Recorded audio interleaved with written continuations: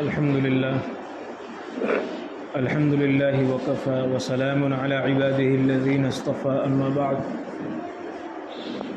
قال الله تبارك وتعالى في القرآن المجيد والفرقان الحميد أعوذ بالله من الشيطان الرجيم بسم الله الرحمن الرحيم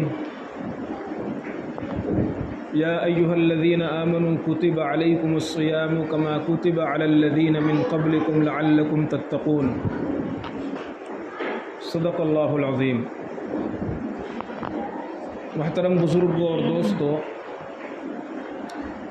ابھی کچھ ہی دنوں میں ہمارے درمیان ایک محترم اور مقدس مہینہ آنے والا ہے جسے ہم اور آپ رمضان المبارک کے نام سے جانتے ہیں۔ رمضان المبارک ہماری زندگیوں میں بہت سالوں سے آ رہا ہے اور اللہ کی دی ہوئی توفیق کے مطابق ہم سے کچھ ٹوٹے پھوٹے اعمال بھی ہو جاتے ہیں۔ تراویح ہم پڑھ لیتے ہیں، قرآن کے چند پارے اور چند قرآن ہم ختم کر لیتے ہیں، نمازوں کا تھوڑا سا اہتمام ہم کر لیتے ہیں، لیکن حقیقی مقصد جو رمضان کے دینے کا اور رمضان کو تحفے کے طور پر اس امت کو عطا فرمانے کا جو حقیقی مقصد ہے، وہ اگر ہمارے ذہنوں میں مستحضر رہے اور ہمارے ذہنوں میں رہے تو ہم اس سیزن سے اور نیکیوں کے اس موسم بہار سے کچھ زیادہ فائدہ اٹھا سکتے ہیں۔ پہلی بات تو یہ سمجھیے کہ یہ سال بھر کا ایک سیزن ہے، جیسے ایک بزنس مین کا، کاروبار کرنے والے کا، تجارت کرنے والے کا ایک سیزن آتا ہے، اور جس وقت وہ سیزن آنے والا ہوتا ہے تو ہر بزنس مین کے دل کے اندر ایک خوشی چھپی ہوئی رہتی ہے، سیزن آ رہا ہے، سیزن آ رہا ہے، سیزن آ رہا ہے۔ کبھی زبان سے اس کا اظہار بھی کرتے ہیں آپس میں جب ملتے ہیں، اور اگر اظہار نہیں بھی کرتے تو اندر خوشی کی شہنائیاں بجتی ہیں اور خوشی کی انگڑائیاں اٹھتی ہیں اور خوشی اندر موجود ہوتی ہے، اور گھروں میں بھی اس کا چرچا ہوتا ہے کہ سیزن آ رہا ہے، سیزن آ رہا ہے۔ ایک ماحول بنایا جاتا ہے، ایک مزاج ڈھالا جاتا ہے سیزن آنے کے پہلے۔ تو رمضان المبارک بھی ایک سیزن ہے، مسلمانوں کو جو سال بھر کا ایک سیزن دیا جا رہا ہے۔ کیوں دیا جا رہا ہے یہ تھوڑا سا آگے گفتگو آئے گی، لیکن پہلی بات یہ ہے کہ یہ سیزن ہے۔ تو جیسے کاروبار اور بزنس مین کے لیے جو سیزن آتا ہے اس میں وہ خوشی کا اظہار کرتا ہے، اپنے گھر میں اس کا ماحول بناتا ہے، بچوں کا ویسا مزاج بناتا ہے، بیوی بھی خوش ہوتی ہے اور بچے بھی خوش ہوتے ہیں، اور پڑوس والے، محلے والے اور ہر آدمی خوشی میں شریک ہوتا ہے اور خوشی کا وہ اظہار کرتا ہے۔ ایسے ہی رمضان آنے سے پہلے ہمیں اس رمضان کا استقبال یہ کرنا ہے کہ ہمیں خوشی کا اظہار کرنا ہے۔ سب سے پہلا کام ہمیں یہ کرنا ہے کہ ہمیں اللہ کی اس نعمت پر خوش ہونا ہے کہ اے اللہ، آپ نے ہمیں رمضان پھر عطا فرمایا، ہم نے پچھلے رمضان میں ناقدری کی تھی اور جیسے اس رمضان سے فائدہ اٹھانے کا حق تھا ہم نے یقیناً اس طرح نہیں کیا۔ اس کا تقاضا تو یہ تھا کہ نعمت کی ناقدری کرنے سے آپ نعمت چھین لیتے ہیں، لیکن آپ نے ہمیں پھر نعمت عطا فرمائی، پھر ہمیں توفیق عطا فرمائی، پھر رمضان کے وہ موسم بہار اور رمضان کی وہ انوار اور رحمتوں والی راتیں اور برکتوں والے دن آپ نے ہمیں پھر عطا فرمائے۔ اس پر ہمیں اللہ کے حضور شکر ادا کرنا چاہیے اور اس کا اظہار بھی کرنا چاہیے۔ بچوں میں بھی ماحول بنانا چاہیے، گھروں میں بھی کہنا چاہیے ارے بھائی رمضان آ رہا ہے، رمضان آ رہا ہے، تو خوشی کا اظہار ہونا چاہیے۔ اس لیے کہ اللہ کے پیغمبر صلی اللہ علیہ وسلم نے فرمایا اذا سرتک حسنتک واذا ساءتک سیئتک فانت مؤمن۔ اگر نیکی کرنے کے بعد انسان خوش ہوتا ہے اور برائی کرنے کے بعد اس کا دل دکھتا ہے تو سمجھنا ابھی اس کے سینے میں ایمان کی رمق باقی ہے۔ جو ایمان تمیز کر رہا ہے نفع اور نقصان کے درمیان، نیکی نفع ہے، برائی نقصان ہے، اگر یہ حس ختم ہو گئی کہ جسے نقصان نہیں سمجھ میں آ رہا، نفع نہیں سمجھ میں آ رہا، تو ظاہر سی بات ہے اس کو اپنے ایمان کی فکر کرنی چاہیے۔ جب ایک نیکی میں اللہ کے پیغمبر نے فرمایا مومن کی نشانی یہ ہے کہ وہ ایک نیکی کر کے خوش ہوتا ہے، تو رمضان تو نیکیوں کا بہار ہے، نیکیوں کا موسم بہار ہے۔ ایک کا 70 اور 70 کا بے شمار، پتہ نہیں کتنا اللہ کی طرف سے اس میں بارش ہوتی ہے برکتوں کی، رحمتوں کی۔ اس لیے ہمیں خوشی کا اظہار بھی کرنا چاہیے۔ اسی طرح اللہ کے نبی صلی اللہ علیہ وسلم نے فرمایا للصائم فرحتان فرحۃ عند الفطر وفرحۃ عند لقاء ربی، روزے دار کو دو خوشیاں نصیب ہوتی ہیں، ایک تو جس وقت وہ افطار کرتا ہے اسے خوشی ہوتی ہے اللہ نے اسے ایک دن روزہ رکھنے کی توفیق عطا فرما دی، اللہ اس کا روزہ قبول فرمائے، روزے کی برکات عطا فرمائے، اس وقت یہ خوش ہوتا ہے۔ معلوم یہ ہوا کہ جب ایک روزہ رکھ کر کے خوش ہونا یہ صائم اور روزے دار کی نشانی ہے، مومن کی نشانی ہے، تو پورے رمضان میں آنے والے دنوں کے لیے اور روزے کے لیے انسان کو پہلے سے بھی خوش ہونا چاہیے۔ یہ اس کے استقبال کا ایک تھوڑا سا ذریعہ ہے کہ اپنے گھروں میں خوشی کا ماحول بنایا جائے اور بچوں کے ذہنوں میں بٹھایا جائے کہ رمضان آ رہا ہے، رمضان آ رہا ہے۔ حدیث شریف میں بہت سے مضامین ہیں اس طرح کے، بہت سی چیزیں ہیں۔ بہرحال اگلا اسٹیپ اور اگلی تیاری، رمضان آنے والا ہے، جیسے ایک کاروباری شخص جب سیزن آتا ہے تو وہ اپنا شیڈول طے کرتا ہے، اپنا نظام الاوقات بناتا ہے، اپنے اوقات کو اور اپنے لمحات کو اس طرح تقسیم کرتا ہے کہ اس کا کوئی لمحہ ضائع نہ ہونے پائے، اس کا کوئی سیکنڈ چھوٹنے نہ پائے، اور وہ زیادہ سے زیادہ اور بیش سے بیشتر کے نفع میں تلاش میں کوشش میں لگا رہتا ہے، حتیٰ کہ جب سیزن آ جاتا ہے تو وہ وڑا پاؤ کھا کر کے دوپہر کا کھانا بھی گول کر دیتا ہے، دوستوں سے ملاقات بھی ختم کر دیتا ہے، فون کو سائلنٹ میں رکھ دیتا ہے، میسیجز اور واٹس ایپ کی رپلائی بند کر دیتا ہے۔ کیوں؟ اس لیے کہ اس کے دوست بھی جانتے ہیں ارے چھوڑو اس کو ڈسٹرب مت کرو، اس کا سیزن چل رہا ہے، ارے چھوڑو اس کو پریشان مت کرو، اس کے لیے سیزن آیا ہوا ہے۔ اب وہ دوستوں سے ملاقات نہیں کرے گا، اب وہ فون کے جوابات نہیں دے گا، اب وہ واٹس ایپ پر رپلائی نہیں کرے گا۔ ایک دنیا کمانے کے لیے اور مچھر اور مکھی کے پر کے برابر جب دنیا حاصل کرنے کے لیے مہینے دو مہینے کا سیزن آتا ہے تو انسان اتنا بدل جاتا ہے، اس کا کھانا بھی بدل گیا، ملاقات بھی بدل گئی، دوست احباب بھی بدل گئے، نظام الاوقات بھی بدل گیا، جاگنا بھی بدل گیا، سونا بھی بدل گیا، ساری چیزیں وہ اپنی اس حقیر دنیا کے کمانے کے لیے تبدیل کر دیتا ہے۔ اے انسانوں، اللہ کی طرف سے یہ نیکیوں کا موسم بہار آیا ہے، تقوی حاصل کرنے کا سیزن آیا ہے، اللہ کو پانے کا سیزن آیا ہے، اس میں ہمیں اپنا نظام الاوقات بنانا چاہیے، اپنے اوقات کو، اپنے لمحات کو اس طرح ترتیب دینا چاہیے کہ ہمارا کوئی لمحہ ضائع نہ ہونے پائے اور ہم یہ سیزن سے پہلے سے بہت زیادہ فائدہ حاصل کر پائے ہیں یا نہیں کر پائے ہیں۔ حدیث شریف میں آتا ہے، روایت ہے، اللہ کے نبی صلی اللہ علیہ وسلم نے رمضان آنے والا تھا، شعبان کا آخر چل رہا تھا، اللہ کے نبی صلی اللہ علیہ وسلم نے صحابہ کرام کو خطاب کر کے فرمایا ماذا یستقبلکم وماذا تستقبلون، کیا آنے والا ہے، کس کا تم استقبال کرنے والے ہو۔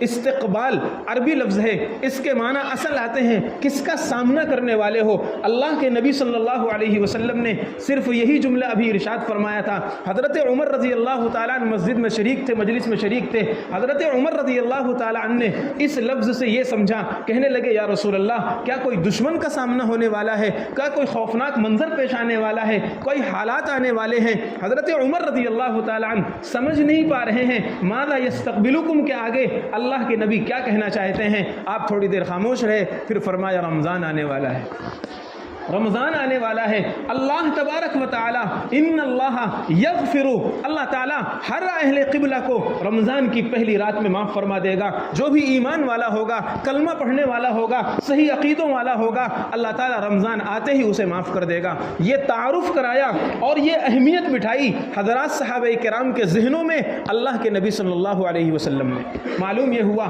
کہ ہمیں اپنے بچوں، اپنے ماتحتوں، اپنے شاگردوں، اپنے گھر والوں کے دل و دماغ میں رمضان کا احترام بٹھانا چاہیے، رمضان کی اہمیت بٹھانی چاہیے، تاکہ اسے یہ معلوم ہو کہ رمضان کس لیے دیا گیا ہے اور کیوں آ رہا ہے۔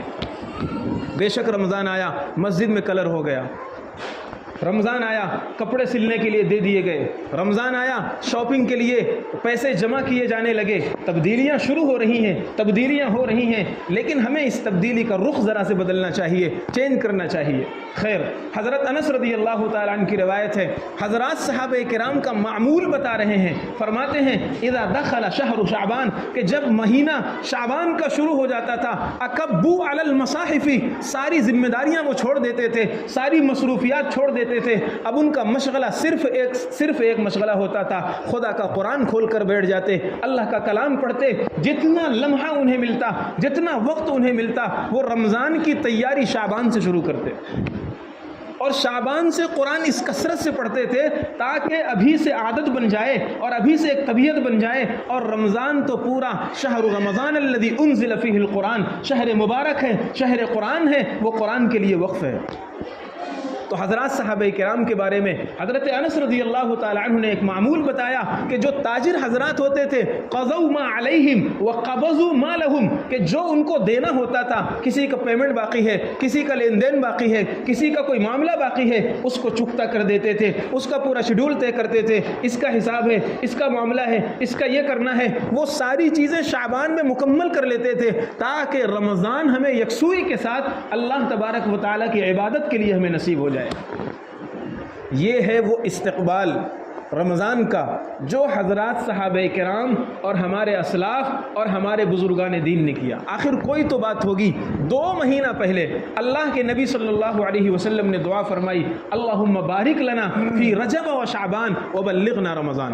سندن کچھ کلام ہے لیکن معنن مضمون ثابت ہے روایات میں، اس لیے اس کو ذکر کر دیا جاتا ہے. اللہم بارک لنا فی رجب و شعبان وبلغنا رمضان. رجب کا چاند دیکھ کر اللہ کے نبی دعا فرما رہے ہیں اے اللہ ہمیں رجب میں برکت عطا فرما، شعبان میں برکت عطا فرما. کیا مطلب؟ یعنی ہم اپنے رجب اور شعبان کو ایسا کریٹ کریں، ایسا تیار کریں کہ وہ رمضان کے لیے تیار ہو جائے.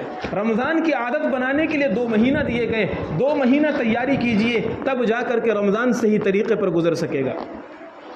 آخر کوئی تو بات تھی. اللہ کے پیغمبر رمضان آنے سے پہلے دعا کیا کرتے تھے اللہم سلمنی لرمضان. اے اللہ اگر میری عمر وفا نہ کرے، میری حیات کے لمحات باقی نہ ہوں تو میں آپ سے درخواست کرتا ہوں میری زندگی بڑھا دیجئے، میری عمر میں اضافہ فرما دیجئے تاکہ میں اپنی ان آنکھوں سے رمضان کو دیکھ سکوں. آخر کوئی تو بات تھی کہ رمضان میں اللہ کے نبی صلی اللہ علیہ وسلم شد میزرہ، بستر اٹھا کر رکھ دیتے تھے اور کبھی آرام نہیں فرماتے تھے، عبادت میں اپنے آپ کو لگا دیا کرتے تھے. آخر کوئی تو بات تھی. حضرات سلف فضیل بن عیاض کے بارے میں آتا ہے 6 مہینہ پہلے سے وہ رمضان کی تیاری کیا کرتے تھے. آخر کوئی تو بات تھی کہ رمضان ختم ہوتے ہی اللہ تبارک و تعالیٰ اگلے رمضان کے لیے جنت کو سجانا شروع کر دیتا ہے، جنت کو آراستہ کرنا شروع کر دیتا ہے. کیا ہے یہ رمضان؟ ہمارے لیے تو رمضان صرف کھانے کی ٹائمنگ چینج کرنے کا مہینہ ہے، کچھ نہیں. ہم نے صرف اور صرف اگر کیا ہے تو کھانے کا ٹائم چینج کر دیا. جو روزہ رکھنے والے ان کی بات کر رہا ہوں، اور جو روزہ نہیں رکھتے ہیں اللہ معاف فرمائے ان کے لیے کوئی ہے ہی نہیں. صرف ہم نے اپنے کھانے کا نظام الاوقات بدلا ہے بس. کھانا کم نہیں کیا ہے، غلط بات ہے، کھانا کم نہیں کیا. رمضان میں ہم عام دنوں کے مقابلے میں زیادہ کھاتے ہیں اور زیادہ نعمتیں استعمال کرتے ہیں، ہر طرح کی چیز کھاتے ہیں. اور رمضان میں جتنا گھومتے ہیں، گپ شپ کرتے ہیں اور ادھر ادھر انجوائے کرتے ہیں اتنا عام دنوں میں نہیں کرتے. کھانے میں خوب افراط ہے، پینے میں خوب افراط ہے، مشروبات، ماکولات اور پہننے میں بھی خوب افراط ہے، گھومنے پھرنے میں خوب انجوائے ہے. تو ہمارے لیے رمضان کس چیز کا سیزن ہے؟ آپ دیکھیے رمضان ہم نے کس چیز کے لیے بنایا ہے. حالانکہ حضرات صحابہ کرام، بلکہ روایات میں یہ بھی آتا ہے کہ بہت سے صحابہ کرام اپنی زکوٰۃ شعبان میں نکال دیا کرتے تھے. انہیں پتہ ہے رمضان کا ریٹ کتنا ہے، رمضان میں کتنا ثواب ملے گا، لیکن اپنے زکوٰۃ کو پورا حساب لگا کر کے وہ شعبان میں ادا کر دیا کرتے تھے. اور روایت میں الفاظ ہیں تقویۃ للضعیف والمساکین. یہ اس لیے ہوتا تھا تاکہ ہم رمضان میں فارغ ہو جائیں اور جو بیچارے کمزور ہیں ان کے افطار کا انتظام ہو جائے، جو بیچارے مساکین اور غریب ہیں ان کے سحر کا افطار کا انتظام ہو جائے. اس لیے وہ حضرات رمضان کا اتنا استقبال کرتے تھے. اس لیے بزرگوں اور دوستوں، سب سے پہلے ہمیں رمضان کو سمجھنا ہے اور اپنے نظام الاوقات کو بدلنا ہے. اپنے گھروں میں ایک ماحول بنانا ہے. جو کام ہم ڈیلے کر سکتے ہیں، مؤخر کر سکتے ہیں، رمضان کے بعد میں اسے کر سکتے ہیں، وہ کام مؤخر کر دیجئے. ہر شاپنگ ہماری رمضان میں ہوتی ہے، کیا شعبان میں نہیں ہو سکتی ہے؟ کیا ابھی ہم خریداری نہیں کر سکتے؟ کیا عید کے کپڑے ہم ابھی نہیں بنوا سکتے؟ کیا اور بھی بہت ساری اخراجات اور بہت ساری مصروفیات ہم ابھی نہیں کر سکتے ہیں؟ لیکن شیطان ہمارے ذہنوں میں یہ وسوسہ ڈالتا ہے بیوی کی طرف سے، بچوں کی طرف سے، اور اس طرح بہت ساری چیزیں پیدا کرتا ہے کہ وہ رمضان میں مال اچھا آتا ہے، نیا مال آتا ہے، بہت سارے نئے نئے ڈیزائن آتے ہیں، ابھی شاپنگ نہیں کریں گے، ابھی خریداری نہیں کریں گے۔ یہ شیطان کے وہ بسائے ہوئے بول ہیں جس سے وہ چند سیکنڈوں میں پورے رمضان کی نیکیوں کا نور تہو بالا کرنا چاہتا ہے، پورے رمضان کو غارت کرنا چاہتا ہے۔ چاند رات میں آپ دیکھیے باہر کتنی بھیڑ ہوتی ہے، رمضان کی راتوں میں آپ باہر دیکھیے کتنی بھیڑ ہوتی ہے۔ رمضان کی راتیں اس لیے تھی ایک ایک لمحہ اللہ کو منایا جائے، اللہ کو راضی کیا جائے۔ تو اس لیے بزرگوں اور دوستوں، جیسے رمضان ابھی تک گزرا ہے، جیسے رمضان ابھی تک ہمارا گزرا ہے کہ بس ایک رمضان آیا، ہاں ٹھیک ہے روزہ ہم نے رکھ لیا اور ہم نے عبادت بہت کیا تو تراویح ادا کر لیا، بس ہم سمجھتے ہیں ہم نے رمضان کا حق ادا کر دیا۔ پڑھیے وہ حدیث، اللہ کے پیغمبر صلی اللہ علیہ وسلم نے فرمایا رب صائم، بہت سے روزے دار ایسے ملیں گے، اللہ کی فہرست میں بے شمار روزے دار ایسے ہیں جن کو صرف بھوک نصیب ہوتی ہے، اللہ کی رضا نہیں ملتی، ثواب نہیں ملتا، ان کا روزہ ان کے منہ پر مار دیا جاتا ہے۔ رب قائم، بہت سے تراویح پڑھنے والے، بہت سے عبادت کرنے والے، بہت سے شب بیداری کرنے والے، سحری میں اٹھ کر تہجد پڑھنے والے بھی ایسے ملتے ہیں جن کو صرف رات کی بے خوابی نصیب ہوتی ہے، رات کا جاگنا نصیب ہوتا ہے، اللہ تعالیٰ ان کی رات کی عبادت کو ان کے منہ پر مار دیتا ہے، اللہ کی رضا انہیں نصیب نہیں ہوتی، اللہ کی قرب انہیں نصیب نہیں ہوتا، رمضان کا حقیقی مقصد اور تقوی انہیں نصیب نہیں ہوتا۔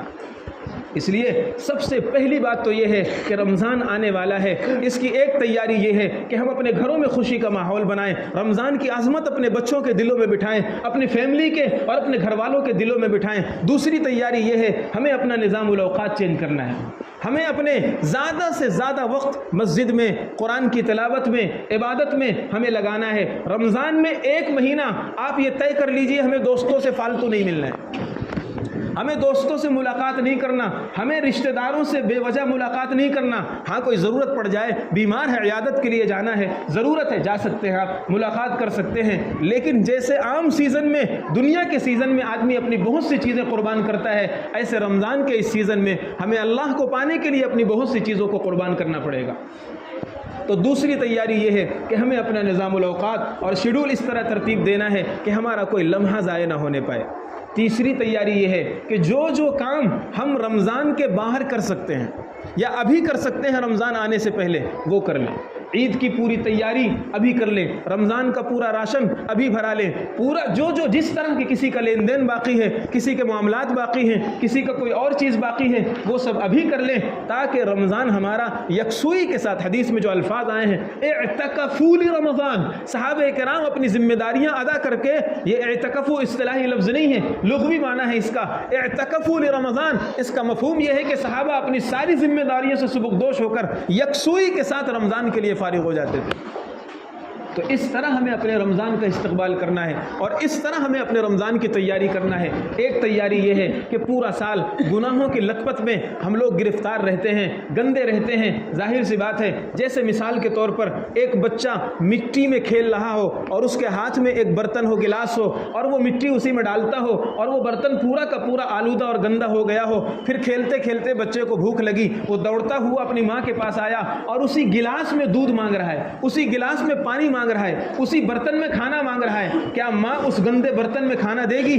کیا ماں باپ اس گندے گلاس میں اسے دودھ ڈال کر دے گا؟ نہیں، وہ جانتی ہے، وہ جانتا ہے کہ یہ بچہ ہے، یہ ناسمجھ ہے، اس کو گندے اور صحیح کی تمیز نہیں، اسے خبیث و طیب کا فرق نہیں معلوم، اسے اچھے برے کی سمجھ نہیں ہے۔ وہ ماں اس گلاس کو لیتی ہے، دھلتی ہے اور دھل کر کے وہ بچہ پیر کوٹتا ہے، روتا ہے، جلدی دو جلدی دو، چلاتا ہے، لیکن اس کے چلانے کو برداشت کرتی ہے اور دھل کر کے صاف کر کے پھر اس میں دودھ ڈال کر کے بچے کو پلاتی ہے۔ پورے سال بندہ اپنے گناہوں کے دلدل میں گرفتار رہتا ہے، اپنے دل کو گندا کر لیتا ہے، اپنے آپ کو گندا کر لیتا ہے، اپنے وجود کو گندا کر لیتا ہے۔ پھر جیسے رمضان آتا ہے دعا مانگتا ہے، اے اللہ رمضان کا تقویٰ دے، رمضان کی برکت عطا فرما، رمضان کی رحمت عطا فرما۔ اللہ کہتا ہے پہلے اپنے دل کو صاف کر، پہلے اپنے گندے برتن کو صاف کر، پھر جا کر کے اس میں تقوی کا نور آئے گا، تراویح کا نور آئے گا، قرآن کا نور آئے گا، رمضان کا نور آئے گا۔ اس لیے ہمیں پہلے سے ہی توبہ استغفار کر کے اپنے دل کے گندے برتن کو صاف کر لینا چاہیے۔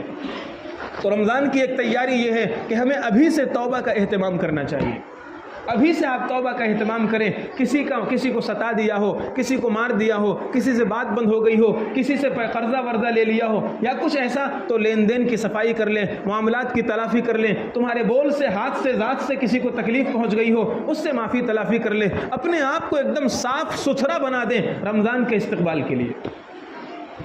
ये चंद तैयारियां मैंने बताई हैं। और एक तैयारी रमज़ान के लिए ये भी है कि रमज़ान, मैंने खुतबे में जो आयत पढ़ी थी उसमें अल्लाह तबारक व तआला ने एक बहुत अहम चीज़ इरशाद फरमाई। लोगों के जहनों में असल में बात दूसरी बैठ गई है कि रमज़ान जब आता है तो हम करने के कुछ काम बढ़ा देते हैं, करने के कुछ काम हम बढ़ा देते हैं। मसलन हम कुरान नहीं पढ़ते थे, अब कुरान पढ़ने लगते हैं। हम तरावी नहीं पढ़ते थे, हम नफले नहीं पढ़ते थे, अब हम 20 रकात तरावी सुन्नत मुअक्कदा पढ़ते हैं, नफले पढ़ते हैं, अवीन, तहज्जुद, चाश्त, इशराक पढ़ते हैं। तो हम करने के काम तो बढ़ा देते हैं।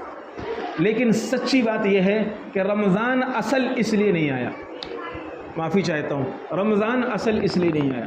रमज़ान आया है तक़वा के लिए, और तक़वा विक़ायतुन से निकला है, और विक़ायतुन के माना आते हैं बचना और छोड़ देना। तो रमज़ान छोड़ने के लिए आया है। खाना छुड़वाया गया, बीवी से मुलाकात जायज़ थी, वो छुड़वाया गया, और इसी तरह और भी बहुत सी चीज़ें रमज़ान में छुड़वाई गई। तो रमज़ान छोड़ने के लिए आया है। किस चीज़ को छोड़ने के लिए? गुनाह छोड़ने के लिए आया है। रमज़ान अल्लाह की नाफरमानी छोड़ने के लिए आया है। रमज़ान ये प्रैक्टिस करने के लिए आया है। खाना रखा हुआ है, पानी रखा हुआ है, फ्रिज में ठंडा जूस रखा हुआ है, बहुत अच्छी लस्सी रखी हुई है और हमें बहुत पसंद भी है। कमरे में कोई देखने वाला नहीं, घर में कोई देखने वाला नहीं, और सख्त प्यास लगी हुई है, सख्त प्यास लगी हुई है। लेकिन उसके बावजूद हमारा यह हाथ उस लस्सी की तरफ नहीं उठ रहा है, हमारी निगाहें उस जूस की तरफ नहीं पड़ रही हैं, और हमारे कदम उस फ्रिज की तरफ नहीं जा रहे हैं। क्यों? इसलिए कि हमारे रब ने हमें मना फरमा दिया है, रोज़े की हालत में ये लस्सी तुम्हारे लिए हराम है, रोज़े की हालत में ये जूस तुम्हारे लिए हराम है।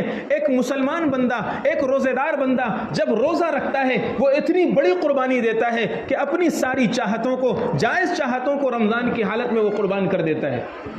तो ये प्रैक्टिस कराई जा रही है, अल्लाह की तरफ से मश्क कराई जा रही है कि ऐ बंदे, जिस तरह तूने एक गिलास जूस अल्लाह के लिए छोड़ दिया, इसी तरह झूठ क्यों नहीं छूट रहा, इसी तरह गीबत क्यों नहीं छूट रही, इसी तरह गुनाह क्यों नहीं छूट रहे, इसी तरह ज़बान की बकवास और गालियाँ और बेहुदा खुराफात, माँ बाप की नाफरमानियाँ, बीवी बच्चों पर जुल्म, दूसरों पर जुल्म, झूठ फरेब, धोखा, दगा, ये क्यों नहीं ख़त्म हो रहे हैं? तो रमज़ान इसलिए था कि हम अपनी ज़िंदगी का जायज़ा लें, कौन से गुनाह हमसे छूटे और कौन से गुनाह नहीं छूट रहे हैं। तो रमज़ान की एक बड़ी तैयारी ये है कि इबादत तो हमें करना ही है, इबादत जितना हो सके करिए, लेकिन उनमें सबसे बड़ी तैयारी, और कुरान ने जो असल मकसद बताया है रोज़े देने का, वो ये है कि तुम गुनाह से बिल्कुल पाक हो जाओ, गुनाह तुम्हारे छूट जाएं। और 1 महीने की ये प्रैक्टिस है, और 1 महीने की प्रैक्टिस करके तुम पूरे साल के लिए तैयार हो जाओ, और पूरे साल तुम गुनाहों से बचने लगो। बस ये है रमज़ान का मकसद, और ये है रमज़ान की हकीकी तैयारी। अगर हमने इस तरह कर लिया तो रमज़ान का फ़ायदा हम अपनी ज़िंदगी में महसूस करेंगे। और अगर हम यूं ही जैसे रमज़ान गुज़रता रहा, गालियाँ भी दे रहे हैं और गुनाह भी कर रहे हैं, और इधर उधर की खुराफात भी हो रही है, सब कुछ गुनाह हो रहे हैं, और दिन भर हम भूखे प्यासे भी रह रहे हैं, रोज़ा रख रहे हैं, तो ठीक है, ज़िंदगी का एक रमज़ान और गुजर जाएगा, कुछ सवाब लिख दिए जाएंगे और गुनाह की वजह से वो सवाब भी गारत हो जाएगा। बस इसी तरह हमारा रमज़ान गुजर जाएगा। दुआ है कि अल्लाह तबारक व तआला हमें हकीकी रमज़ान का नूर, तक़वा और बरकत अता फ़रमाए, रमज़ान की सही क़दर अता फ़रमाए, रमज़ान के एक एक लम्हे को ज़ाय होने से बचाए। व आखिरु दावाना अल्हम्दुलिल्लाहि रब्बिल आलमीन।